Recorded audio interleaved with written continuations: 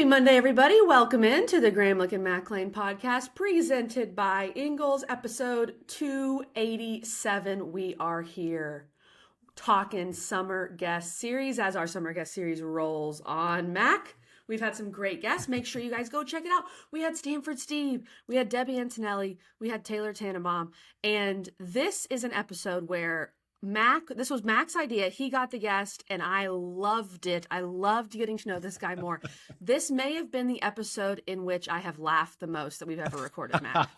That's right, KG. Summer is off and running. We've got a shot of espresso right here, okay? Because my great friend, Gary Striewski, is absolutely bringing it.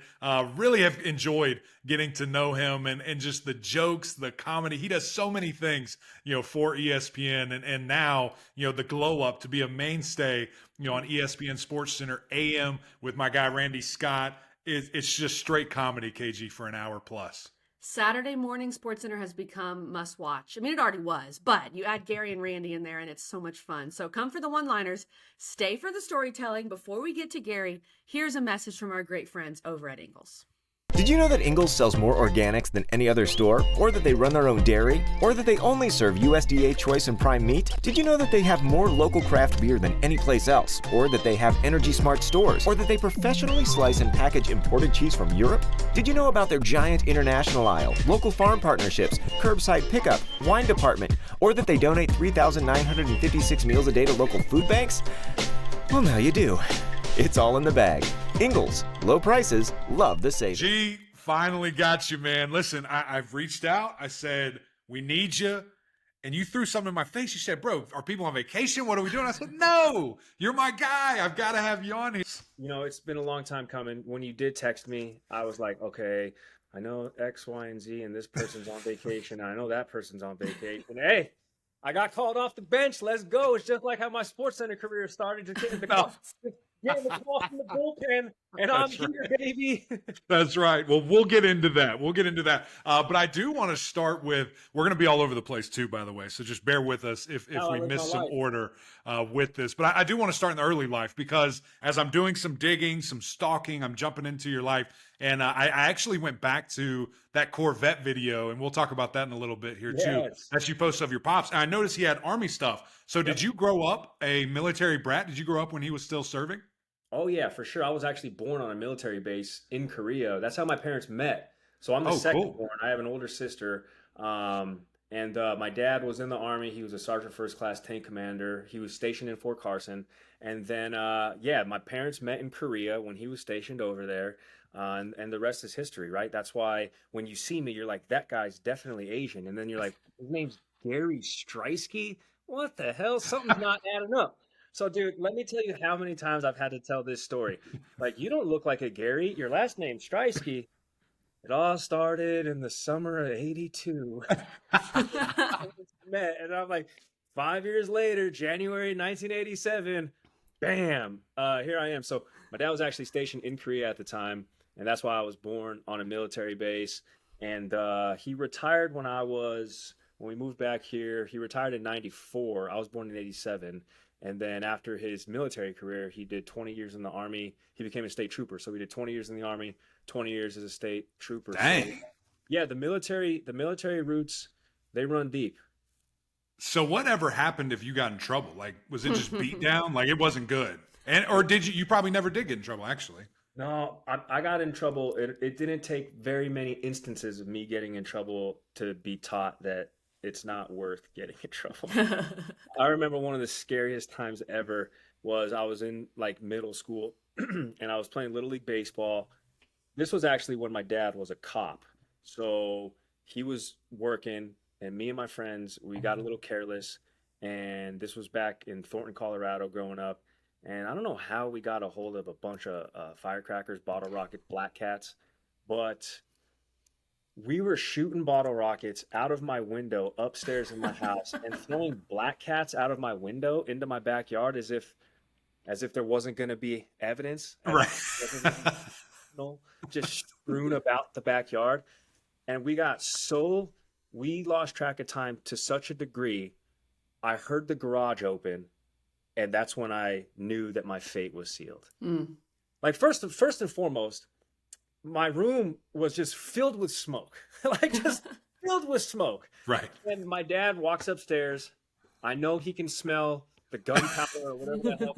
Are you shaking at this point when you hear those boots coming up the stairs? Like, you ever just been reserved to the fact that like your fate is your fate and it's over. Yeah, Yeah. it's over. whatever lies ahead of you is something that you don't want to put yourself in the mental capacity to try to really understand, but you know it's coming.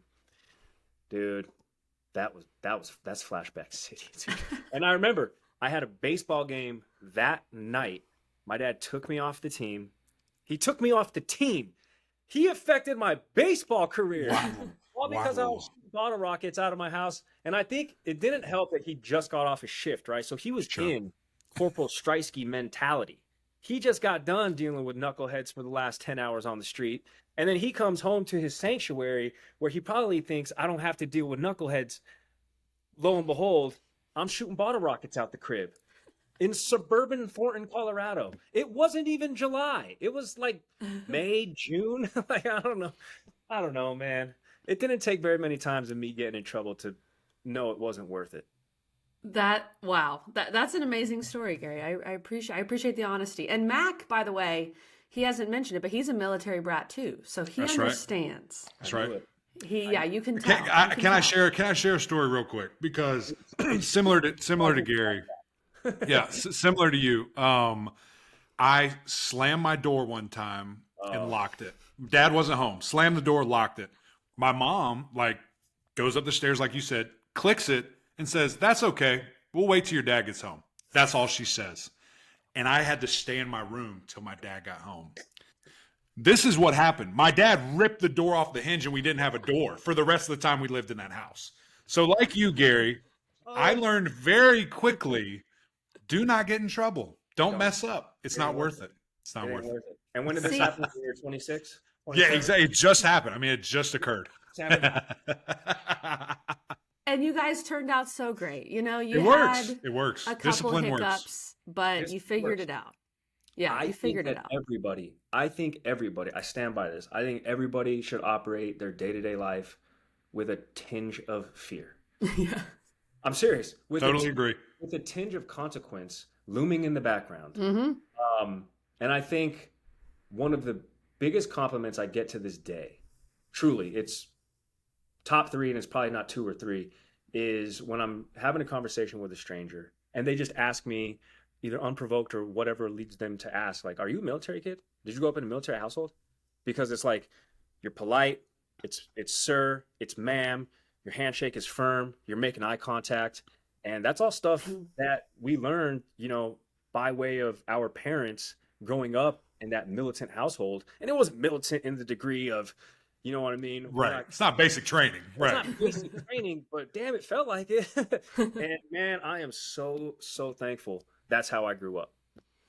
That's And I know really cool. you agree. Yeah. Mac agrees. My dad was not in the military, but he had his moments, and Sure that we're was. all here. We're all here. Okay, well, we want to talk about, because you put your parents on social media a good bit, talk about with your mom, and then you also surprised your dad with a Corvette for the weekend. It's got to be cool. Someone who's so, I think I can tell, grateful to their parents and what they did for them, to be able to do some cool things for them in return. I don't think that anybody can truly ever repay their parents back Right. for an upbringing. I mean, you can gift them things and, they don't care about that. What my parents care about is that I FaceTime them every day and I send them pictures of my dog every day. And I call my parents like multiple times a day just to say hi. And I think that's the sort of repayment that they can see. I think that's the dividend that they like having deposited, right? Like I had such an impact, or I did well enough in terms of the parents' outlook. I did well enough that my kid in his 20s and his 30s still wants to talk to me multiple times a day, right? So dad, his dream is to have a brand new Corvette, like all dads, right? you turn a certain age and you're like, why did I wake up this morning needing a Corvette and New Balance? My father-in-law literally just did that. I mean, Exactly. so There you go. I totally See? see it. It's a switch that just flips. So Corvette it just reached out flips. to me last year and they said, "Hey, we're rolling out our 70th anniversary Corvette. We like what you do on social media and we would like to, send you one for the week. If you could just compile content, no strings attached." And I said, "This is great. I would love to do it. The only thing is I will only do it if you guys allow me to have my dad as one of the drivers because, and I gave him the whole That's backstory. awesome. He had a Corvette, but then he had double hip replacement, so he had to sell it because he literally couldn't get in the car. Oof. Oh, He rehabbed after the hip replacement, so now he's in fine working order. So it was perfect timing, right? So I flew my dad out. He had no idea. I just said, "Hey, come visit me for the week. Let's hang out." Picked him up at the airport, and yeah, that was about as speechless as I've ever seen him. I mean, he spent more time outside in the driveway yeah, the pictures. than he did like in the house with me. Right. You know what I mean? And it was awesome. Like, to be able to do that for your parents is just we can never do it enough. Right. And I think I'm just refer again back to that video where your dad made a sandwich. It's like a quarter eaten, and he's like, "Dude, I got to go back outside. I got to go back outside." He did. I picked him up, and he didn't eat. My parents like, we got food at the house. Like that's my parents. So he made a sandwich when he got here, took a bite, and he was like, "Nah, screw this. I gotta go. I gotta go." And what's hilarious because I have Ring cameras all over the crib, and I wasn't able to put this content in there, but he would wake up every morning and go outside and dry off the car from the early morning dew. Amazing. Polish it every morning. I'm like, Dad, we got to give this back, right? But yeah, that was awesome. So I'm still in contact with Cody and some friends over there who facilitated it. So I'm efforting getting him one. I was going to ask that. I was going to ask, where are we? We got an NIL deal in the books or what? Listen, not like out of pocket. You know what I mean? Like I'm Brock Purdy at ESPN, right? So I don't have buy my dad a Corvette money, but I guess I got to take a little bit of pride in. I have maybe a couple of connections that I can get him to a front of a line somewhere. There you go. There you go. That's all that matters. I'm efforting it. That's amazing. That's amazing. All right. I do want to talk about your mom too, because I love when you post pictures either on your story or Twitter or whatever, and your FaceTime and mom's head is like the only thing in the screen. Like she can't even see you. You can't see her, but she just loves talking to you. It's again, we all have our own individual families and parents, but all of our parents are the same. Like all of our parents are the same. I FaceTime my mom nearly every day for the last however long FaceTime's been around. You would think that, just she'd figure it out. Natural progression, it would go from being like steady. I think my mom thinks if the phone is closer to her, she is somehow closer to me. So I take it as an act of endearment. And at this point, I've given up trying to correct her. Sure. Like, hey, Mom, put the phone away from your face, because then she will, and then all of a sudden it'll just start. Right back. Yeah. Start creeping back. It'll start creeping back, and all of a sudden I'm like, Mom, your nostrils looking very clear today. Gravitational pull, man. It's a real thing. It's just science. Your parents, similar FaceTime users in that? Yes, and I will say the FaceTiming, exponentially increased when our baby was born. Like that's where it's like FaceTime every day. And it's not me. It's like I'll start and they're like, "Where's the baby?" Like, I don't care about looking at you. I want to see the baby. Like, come on, like hurry it up. So they are a little bit better, but there will be times where they answer it. It's like below their chin. I'm like, this is a bad view. Like, stop. Stop it. For sure. We all have the same parents. Yeah, they're all the same. They're all the same. They are. Anyway, all right. So parents, you mentioned some baseball in there. We're in the worldwide leader here, all these different things. When was sports, I guess, a part of your life? And I guess when did you grow up, or when did you know, has it always been a thing that you wanted to do this, kind of as a career? When did you grow up, Gary? When did you grow up? You speak of that as if it's happened. Future tense. I think that, I think hopefully maybe it will one day. As I enter my 36th year, I'm thinking maybe either in the next 4 years or my next decade. It'll I'm sure happen. Of course, we all grew up the same in the sense of you grow up and your parents need to channel your energy, and the easiest way to do that is find an organized sport of some kind. So, I played the baseball growing up, the football growing up, but when I knew I wanted to work at ESPN as a SportsCenter anchor is in 6th grade, which I have in my yearbook. So it's like factually evident, and we need a picture of that. Wow. We need that. And it's in evidence.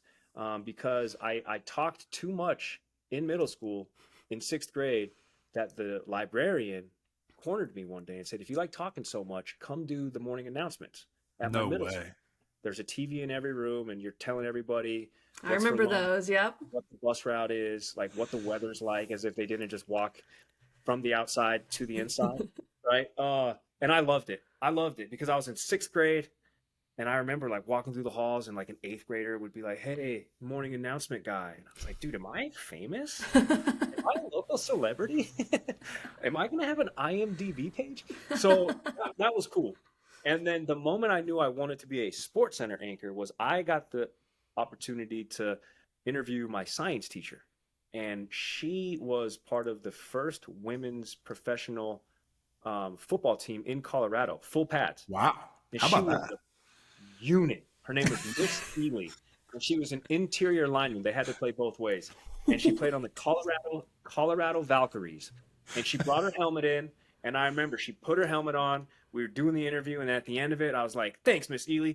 Whap! And I, gave her an attaboy on the helmet. And I was like, "Dude, I just got away with hitting my teacher." It was That's awesome. amazing. That's amazing. And I said, and at that point, it's kind of sad that I had the realization in 6th grade that I was not going to become a professional athlete, but let's stay in its orbit. So Yeah. 20 years later, man, I hosted my first SportsCenter with Jay Harris, and it was 20 years in the making. Wow. We're gonna get to SportsCenter, Gary, because I'm not trying to flatter you. I'll watch SportsCenter all the time, as anybody in our world does. And most of the time I'll have it on maybe as background noise, especially, Yes. if it's not a crazy part of the sports calendar. But when you're doing it, I can't really do that because of your one-liners and because of how funny you are. So we will get to that. But I want to ask a little more. I know that was a heck of a compliment, right? I know. So, Man. Let's jump so in, right? you grew up in Colorado. Yep. And then Mac and I are reading your bio, right? We're trying to educate ourselves here. We've got Wyoming, we've got Houston, we've got Boston Red Sox sideline reporter. That seems to be a little bit of your big break. So walk us through all of that and how it led you to ESPN. I was a bit of a man about town, and I also loved the lead up into. I'm not trying to flatter you. I was really waiting for the. I don't even like you. I've never heard of you. ELAC is the one who wanted you on the pod, and everybody else was on vacation. So I said, okay, fine. Oh. So I went to school in Colorado. I failed out of Colorado State University. Go Rams. Yep, go Rams. I had to leave Fort Collins because my first year away from home was a complete eye-opening experience. Wow. And for a guy like me to say that is a lot. And guys, let it run in the pod. All right, let it run in the pod. Do not cut that. So I had a sub-1 GPA. I got put on academic probation. And this goes back to having a militant household and also a Korean mom, which Right. academics is everything in Korea. They Right. go to school 6 days a week. It is everything. I legitimately thought my parents were going to kill me. Mm-hmm. I thought, like, my friends are never going to see me again. It's been a good run. I'm going to die a virgin. So what happened though? Was it like it was too much freedom or what? Basketball every night. I was Yeah. roommates with my best friends from high school. Yeah. We played basketball every night. Online poker was a huge thing. And, Wow. And the cafeteria never closed. So Wow. Wow. And I Wow. was stupid. I was like, yeah, no, I'll definitely go to my basketball class at 8 a.m. So Of course you will. my parents gave me a one get out of jail free card. They said, we kind of expected this, and this is your one opportunity. This is your one opportunity to screw up. Right. So I had to transfer to Metro State, which is the best decision I ever made because it was right there downtown Denver. Allowed me to become an intern. And when I graduated in 2010, I was sending my tape all across the country, and I got one yes, and that was thankfully in Cheyenne, Wyoming, because it was only an hour north of, where I grew up. So I likened it to a master's degree because I did Monday through Friday.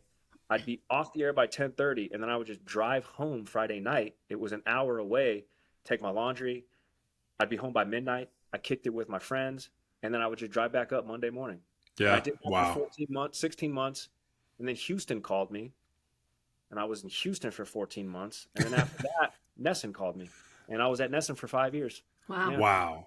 Wow. So you said they called you. Like, did you have feelers out? Were you happy? Were you like, why'd you go from Wyoming to Houston, number one? Well, Mac, have you ever been to Wyoming? No, I bet it's beautiful. I would go back to Wyoming. Really? See? Exactly. Not working there at the salary in which I was getting paid. Sure. Which was Wait, you guys are getting paid for this? What? I'm getting money for this? $600 every 2 weeks, but my rent was $300 a month. I lived in his parents' basement. It was great. Wow. It was That's great. amazing. I knew from early on, like, I was going to have to go the hard way. Like, I knew I was going to have to move away from my friends and away from my family. Sure. And Cheyenne was market 195 and Houston was market 10. Yeah. So they tripled my salary, which sounds good on paper until you find out that I was making $20,000 a year. You know what I'm saying? So I was rich. Right. And I wasn't even doing sports in Houston. They sold me a bag of goods. They were like, you'll be like a sports feature guy. I hit the ground running. Weekend morning hard news. They were like, Gary, we just had a hit and run. Gary, we just had a fatal stabbing.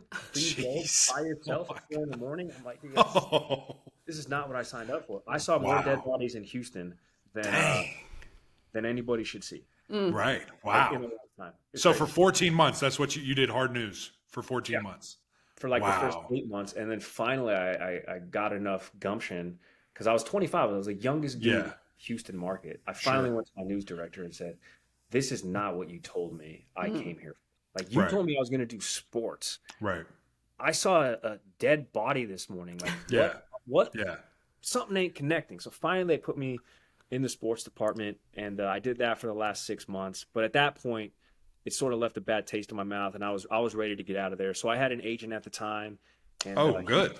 He was able to facilitate the Nesson thing, which was homecoming to me because I have a ton of family in Boston. Sure. So, that happened in July of 13. Mm-hmm. I was there until January of 2017.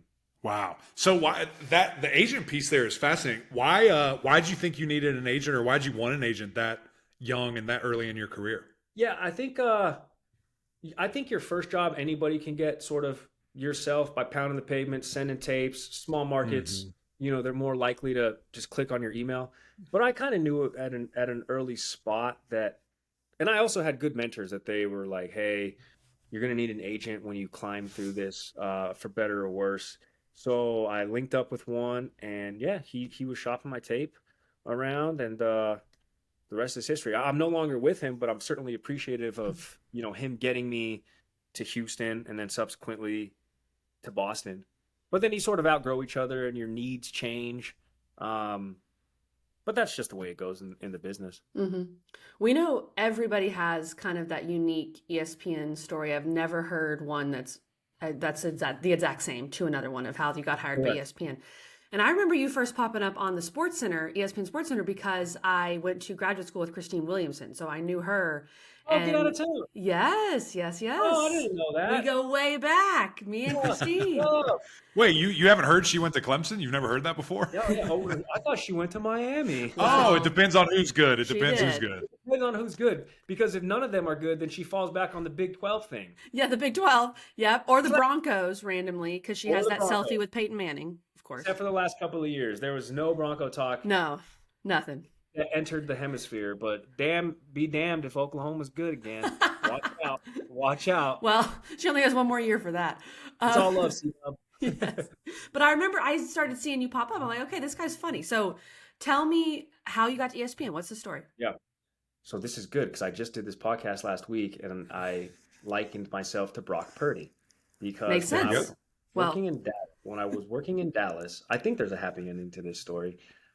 When I left Nesson, I wanted to do entertainment. So I was doing this syndicated morning show in Dallas, Monday through Friday. And it was great. And I had always stayed in contact with who was now my agent, but he was a talent director at ESPN for the longest time. Big Red Sox fan. We linked up in 2013. And he was always trying to get me into ESPN. He knew that was the goal. He was always trying to find me opportunities. And November of 2017, SportsCenter Snapchat became a thing. And he hit me up and said, I think we're going to put some bodies on this. it's not SportsCenter linear, but we think we might be able to get your foot in the door on a part-time deal that will fly you up every 2 weeks to host SportsCenter Snapchat. So I said, just get me in the door. Give me 2 weeks. They're going to love me. Scott Van Pelt, who? I'm kidding. You see this or watch this? I'm just kidding, dude. You're Scott's actually a big fan of the show. He's a big fan. You're goated. You're goated. So I got there, and I was literally working 7 days a week. So I would go Monday through Friday, and then I would fly out of Dallas to Hartford Friday. I would host Friday night and Saturday, and then I would fly back out Sunday in time to do the morning show by 3 a.m. wake up on Mondays. Remember, they prefaced this with, we'll fly you out every 2 weeks. They flew me out every week from the beginning. Wow. So from March to May, every single weekend, I was working 7 days a week, which is great. There's no complaints from me. Yeah. Because effectively what happened was they said, Gary, we're paying more in your travel expenses than we paid you in a time deal. So when your TV deal in Dallas runs out, let's just sign you to a full-time contract. So I went full-time at ESPN in June of 2018. And the reason I say I was mystery relevant, I was Brock Purdy, is because they brought me in on the lowest of low in terms of every other week you're going to be doing this like startup digital program. Right. Whatever. I was the last pick. I was the last pick. And Sure. You answer the call, and there's sick calls, and there's vacation time, and eventually you start chipping away at building trust with the decision makers. Yeah. And it's been a worthwhile slow burn to get to, getting a permanent home with Randy Scott on the weekends. And Yeah. do my SportsCenter Snapchat thing, and EMAC doing stuff with you. Come on. During college football season. So yeah, it's been a 5-year steady progression, but I don't think I would have changed it. Yeah. No question. I'm gonna let KG jump into you and Randy because she has some questions. But what was that like? I mean, once you got that call, once they said, "Hey, we want to bring you on full time," I mean, was it jubilation? Did you see it writing on the wall? Like, what'd you do as soon as you hung up with that call? I said, I can finally stop renting. I was like, I'm gonna buy a house. I'm actually going to take my shit out of the boxes. Because remember, I graduated in May of 2010. I lived in Wyoming for 16 months. I lived in Houston for 14 months. I got to Boston, but I moved every single year when I was at Boston. I was just looking for the cheap spot, because Nesson doesn't pay well. And then I moved to Dallas. So when ESPN finally made me full-time, I think I was 30 or 31. And I said, I can finally stop being a nomad. Wow. I can actually set roots, right? Like if I do my job well enough, ESPN will keep me around, hopefully, to the point where I get one of those Simba pins, right? I think that's the 25-year mark. The Simba pin. Or Mufasa. It's one of the big dogs. That's just all of our goal is to get that pin, to be honest. Yeah, to get the plaque, right? The Mufasa plaque that says 20 years or 25 years. So I guess I'm 20% of the way there because I've been there for 5 years. But yeah, I mean, I still find myself in the SportsCenter studio thinking, holy crap, I'm doing SportsCenter. Because everybody grew up on SportsCenter. It's the legacy program. And here I am being trusted to a degree of like maintaining that legacy and maintaining its newsworthiness. So it's certainly not a responsibility I take lightly. Well, first of all, Mufasa, R.I.P., one of the legends. I didn't want to talk about it. I know. I thought your answer when you signed your full-time deal was that you went and shot bottle rockets out of your window, but guess not. Dad, that was the second thing. But no, because I'm no longer a minor, so I think that's like jail time. You go straight to jail. Yeah. You go straight to jail. Just say it was a gender reveal. You're fine. Yeah, that's right. Okay, so what I said earlier about you and Randy. Because I guess, honestly, yeah, Saturdays is probably when I have SportsCenter on the most, like in the background, just doing whatever. And you guys are hilarious. I mean, you are. I mean, the one-liners you throw in there during highlights, during all sorts of things, you make it really fun. So tell me more about your relationship with Randy and how that came to be. And I feel like you guys let each other be yourselves and you go with it, which really works. Yeah, definitely. KG, also much appreciated. I just want the listening audience to know I did not coerce her to say that. There was no money. I mean it. I mean, No money exchange, no Venmo transactions exchanged. So the funny story about Randy and I was he was actually at Nesson before I was, but we never overlapped. But when I got there, so many of our colleagues who we got to both work with would sort of tell me that I reminded them of Randy. But I never met Randy. But all I ever heard of was great things from this guy who was a likable dude, and everybody, you know, liked his stuff, and he was funny. And I said, shit, I'll take that. All right, cool.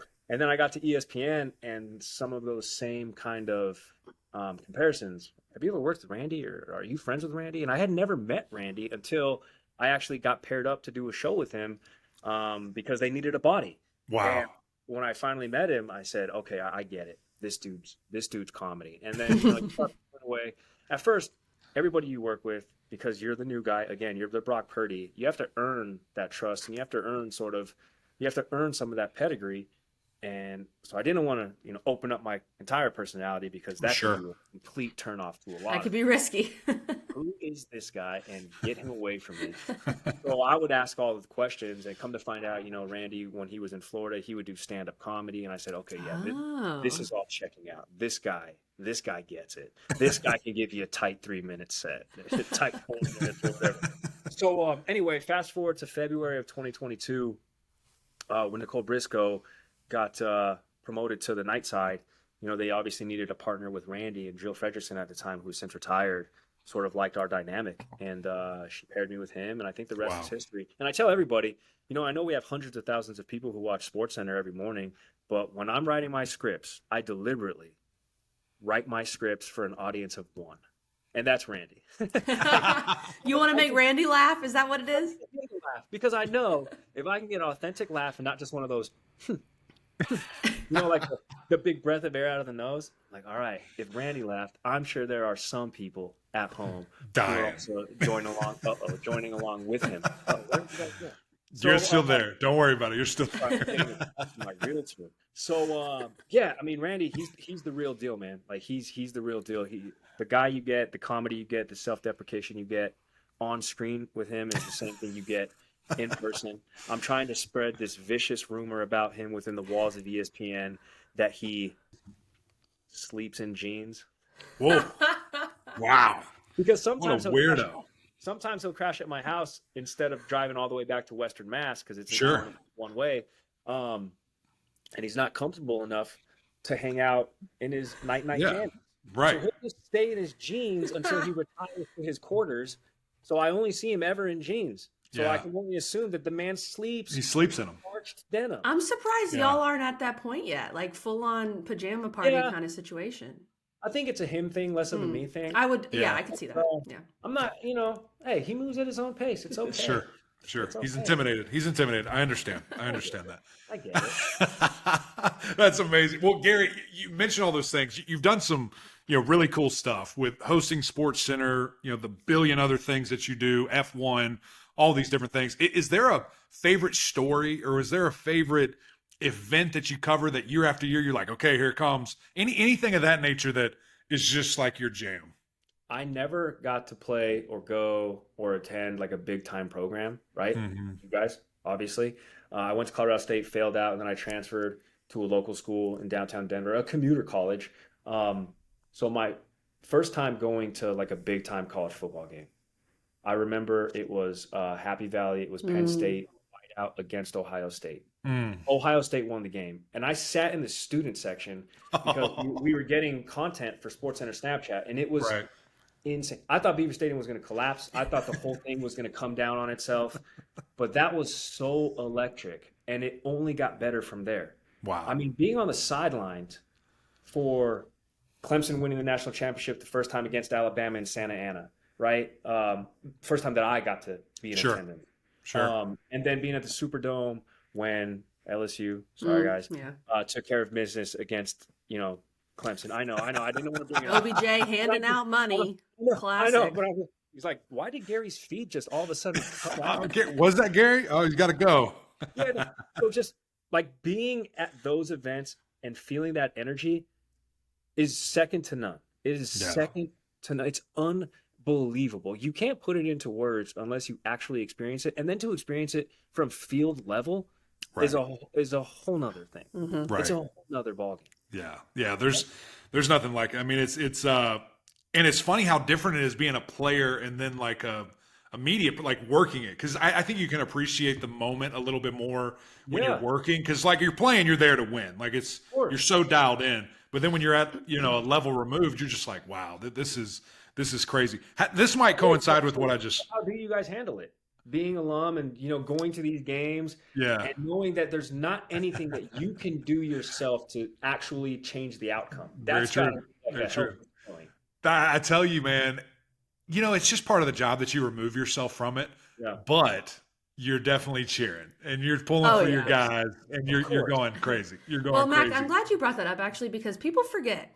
If not for one onside kick and Joe Burrow being born, Clemson would have 4 natties. People forget that. Yeah, that's true. It's very true. Actually 5 if you count the old one. And also if like Jamar Chase couldn't catch and also Justin Jefferson. Yeah, I mean just like if Joe Burrow's parents had never met, I mean we'd be good. We'd be in a fine spot. In a fine spot. Gary, how about this one? What was your, and again, it might be those same things that you just said. What was the moment where you're like, this is it. Like I've arrived. This is sports. This is ESPN. Oh my gosh. I can't believe I'm doing this. Yeah. There's two moments that came pretty far apart from one another. Actually 3. But I was shadowing. It was one of my first weeks at ESPN. And I was just kind of hanging around, making the rounds, doing the shadowing thing. And I was sitting in DC2, sort of by the SportsCenter studio, like the big ESPN marquee, and I'm just sitting there on my phone. And there's that big long hallway that leads to a parking lot. Mm-hmm. And I heard somebody walk in, and I looked to my left, and it's Randy Moss. He just scanned in the doors, and I'm like, oh my god, that's Randy. And I'm 36, so Randy Moss is like the guy who we were watching, right? Yeah. I mean, he's three catches, 3 touchdowns, 179 yards. Like that Randy Moss is the guy I grew up with. And he was walking down the hall and he just gave me a sup. Oh!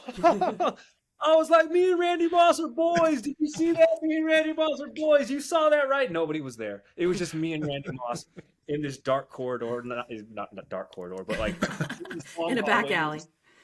And nobody's going to believe me that like me and Randy Moss are like on the sup level. That was cool. That was cool. I'm still like I'm a sports fan. We all are. That's why we work. Of course. That's why we do what we do.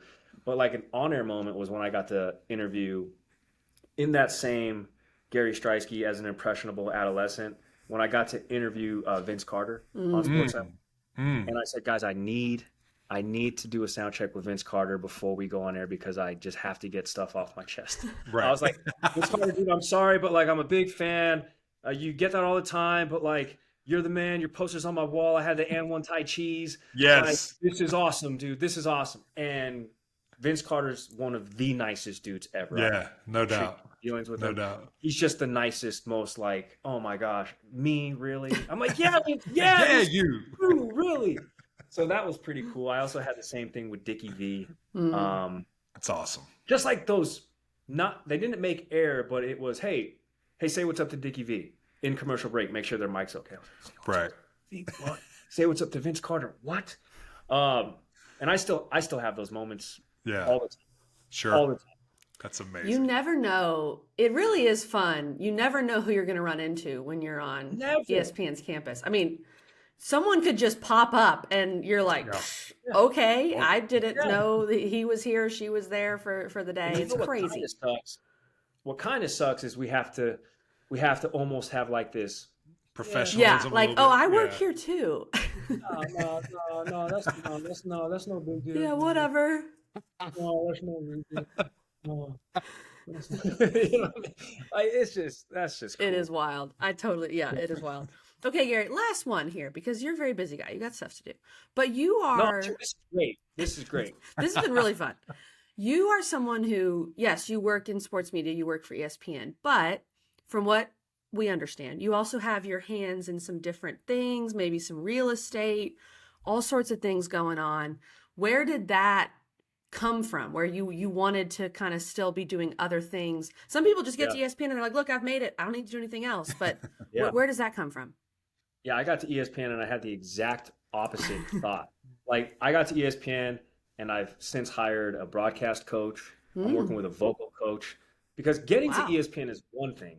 Staying at ESPN, right? Staying at what many objectively would say is, the top, or, the mecca, so to speak. That's a whole nother thing. And I don't think that doesn't come along just because you sign a contract. Like, all of that is earned. We're not tenured employees that just because we're there 10 years, you can't get rid of. This isn't a union. You know what I'm saying? Like, this ain't a teachers union. This isn't an electric union, contractors union. Like, you have to earn it every single day. So, I lost track of the question, but your hands in other things. Yeah. So it actually came about, again, the switch kind of flips. You turn 30 and you're like, I think I want to learn how to plumb. I don't know. I think I want to learn how to put a fence in, just because. Do I have to dig the whole 36 inches deep? Yeah, actually you do. You know what I'm saying? Like, do I need 9 foot 4x4s or 8 foot 4? So I got a house, and then it was middle of COVID, and I said nobody knew what was happening with anything. So I had a little bit of money saved up in my savings account. I said, I'm sick of just like looking at this. Let me have it go work for me. So I bought a condo, and I got a renter in there, and then I got the itch. So I sold my Jeep, which was paid off, and I bought another condo. And I said, okay, this is a path. In the event ESPN gets sick of me or whatever, my time runs out, I don't want to be left just holding nothing, right? Because I don't have a tangible skill. And when I say that, sure, I don't know how to wire a house. I don't know how to plumb a bathroom. I know how to do it, but I don't got the license. That part. Watch this. So I just sort of got hooked, right? I saw the dividends. You're also helping people out, and now I hold many honorary degrees from YouTube University. So it's right. Cool. Now I have a property manager who's like a really good friend of mine, and we sort of embark on these projects together. So I like to jump into maybe one, or if I'm blessed enough to find another deal, maybe 1 or 2 a year. Sure. Keep them, rent them out, and I rent them out to, like, I live in a duplex right now that I'm actually moving out of, but my friend who lives next door is like just a friend who works locally here. The house that I rented out that I first bought when I got up here, like, my agent's friend lives there. Wow. So it's just people helping people. That's right. That's right. Well, here's the deal. We need to figure out when we want to push and pitch our home renovation show. So whenever you're ready, I'll be with that. I'll be on that with you. We can have demo day. We can do the whole 9, whatever you want to do. And I'm finally glad that we have the opportunity to talk about it, because if EMAC was put on this world to do one thing, it was to demo things. Because this man, America, this man's hands are the size of frying pans. Insane. And I say that it is the biggest compliment. First time I shook Eric's hand, I came away thinking, dude, do I have jarring experience. Do I have subpar hands and I'm just finding out about this? Like, do I have below average hands?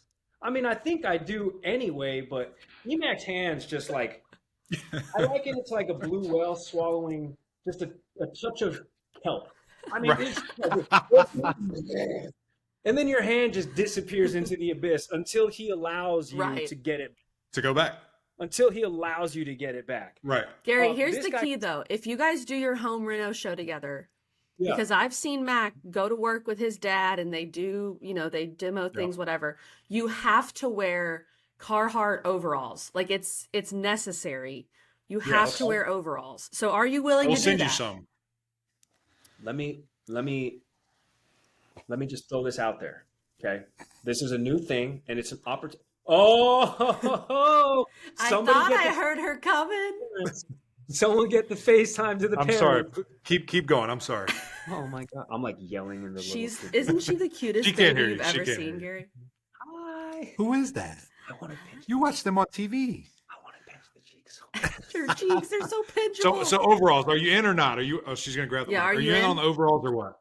I'm in with overalls, but can I suggest Timberland Pro? And You know, the reason I yeah. say this is because they've been good friends of mine, and I may or may not be, working with them. Interesting. Okay. Okay. All right. Well, Say no more. we need to connect on that first of all. Yes. So there we go. Yeah. Okay. This is gonna be the great start of a good relationship. Have you I'm guys excited for watched this. my House Hunters episode? Didn't know that existed. have a So yes, House I will Hunters watch it episode? as soon as this is over. Gary's so There used to be a famous. wall. There used to be a wall right here.